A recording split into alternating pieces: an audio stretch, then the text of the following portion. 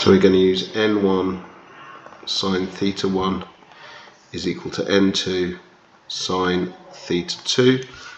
In this particular case, we know the initial refractive index n1 is 1.3. We've got the angle of incidence theta 1 and refraction theta r or theta 2. Calculate the absolute refractive index, so that's n2 we're trying to find. So we'll end up with n2 is n1 sine theta 1 over sine theta 2.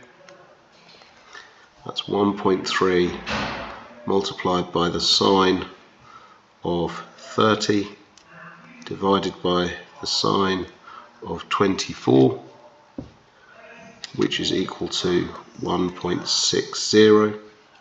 1.6, sorry, two significant figures. B, the angle of incidence for an angle of refraction of 30 degrees. So again, starting from the beginning, n1 sine theta 1 is n2 sine theta 2. We're trying to find the angle of incidence, so that's theta 1. So we might rearrange this first to sine theta 1 is n2 sine theta 2 over n1.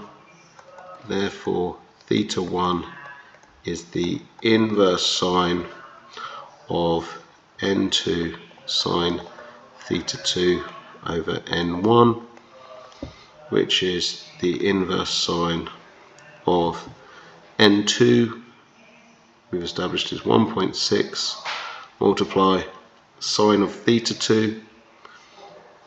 Theta 2 now here, angle of refraction is the sine of 30 divided by n1, that's still up here, 1.3, which gives us a value of 37.8 degrees.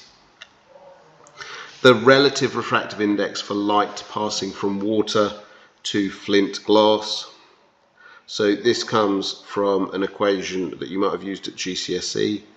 The relative refractive index is the sine of the angle of incidence over the sine of the angle of refraction, or sine theta 1 over sine theta 2.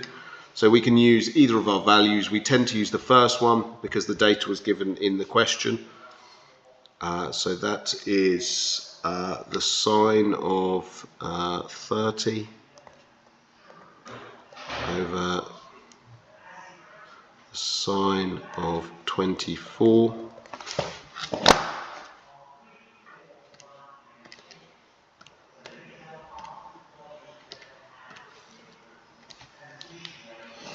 So that's 1.23.